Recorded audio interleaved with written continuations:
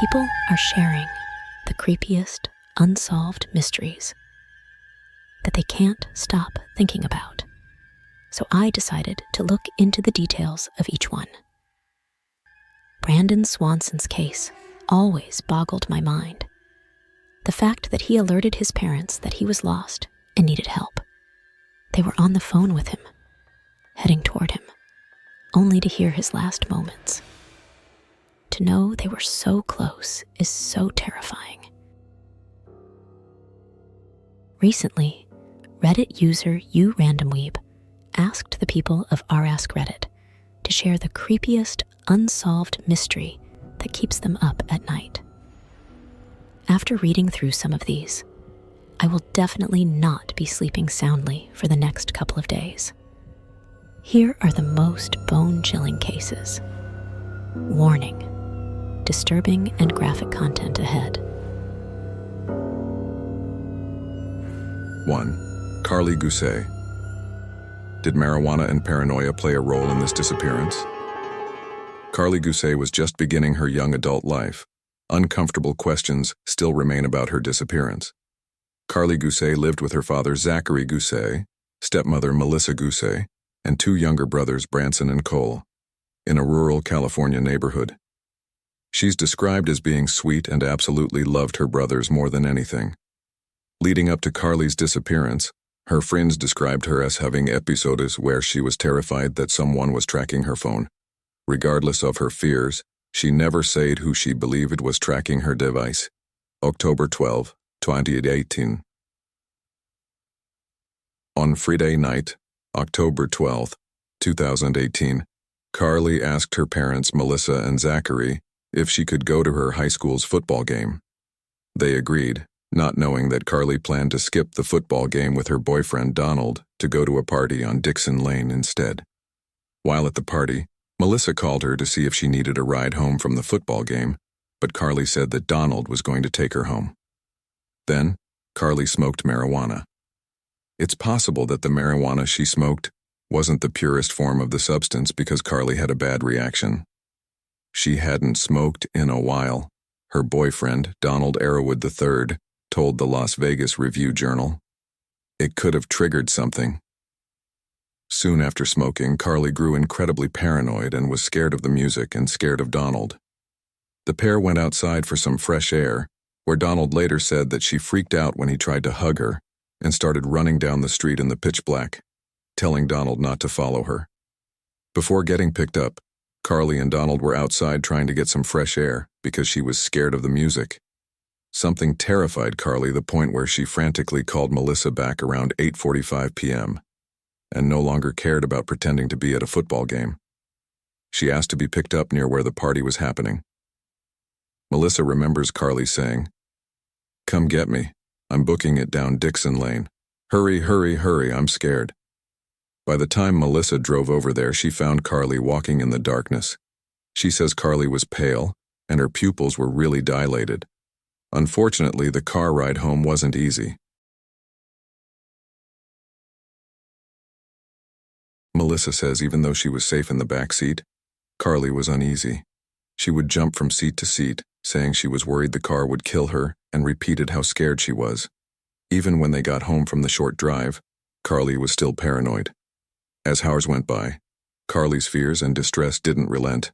Her family says they remember Carly huddling in a corner, acting afraid of her parents one minute, and then wanting their attention and comfort the next. She kept saying she didn't know what was wrong, but that she wanted to paint her toenails, color, and read the Bible. As the roller coaster of emotions continued around 10 p.m., Melissa took out her cell phone to secretly record Carly. Her intention was to show Carly the video the following morning as a way to demonstrate an important lesson about being under the influence. No one would have imagined that these videos would end up being the last documented evidence of Carly's mental state, the night she would vanish. In an audio recording that Melissa made, Carly could be heard telling Melissa, "I really messed up today. I'm so glad you came, and I love you," but also asking, "Are you going to call 911 and am I going to live until tomorrow?" She was also afraid that Melissa was going to kill her, but Melissa reassured her that her unbalanced thought was preposterous. Fox News listened to one of two recordings, which was 8 minutes and 45 seconds long. Carly's shaking voice conveyed deep angst, saying she didn't want to sleep. The teary teen apologized and continued talking throughout her panic. To calm herself, she was writing on a piece of paper for hours. The family believes it was a therapy homework, or exercise sheet she was working on. Melissa sat with Carly until after 3:00 a.m. when Carly eventually went down. Melissa checked on Carly and the boys a few times before falling asleep herself. When Melissa awoke again around 7:15 to 7:30 a.m. on Saturday, Carly was gone. Melissa was horrified to see that the front door was ajar and that Carly's cell phone was left at home on the island in the kitchen. Melissa woke up Zachary and the two go out to drive and find her. While in the car, Zachary calls Carly's biological mother, Lindsay Fairley, to tell her about the situation. After talking with Lindsay, Zachary calls the Momo County Sheriff's Department and reports Carly as missing. Thankfully, a few witnesses came forward. Kenneth Dutton, who lived down the street and around the corner, said he saw Carly walking through the neighborhood that Saturday morning. He knew Carly, so he recognized Carly easily. He also said she was holding a piece of paper. Richard Eddy, another neighbor, said he saw a thin female with long hair walk by his house. He said she was looking up around at the sky with a piece of paper. It was kind of unusual, he said. According to the sheriff's office, the last witness was a wooder who lived in the area that reported seeing a girl fitting Carly's description in the vicinity of Highway 6. Could the paper be the same sheet that Carly was writing on earlier? Did she go out for fresh air and get disoriented, or did someone else play a role in her disappearance? The 2-lane route on Highway 6 runs toward Bishop, but also leads north into some of Nevada's loneliest desert. In other words, there's a lot of ground to still cover in this investigation. Although the tip line has received many phone calls, there have been no viable leads. Sheriff Ingrid Brown told the Las Vegas Review-Journal that her office doesn't have a theory about what happened to Carly and remains open to all possibilities. Anyone who might have seen Carly is asked to call the Mono County Sheriff's Office at 760-932-7549, option 7.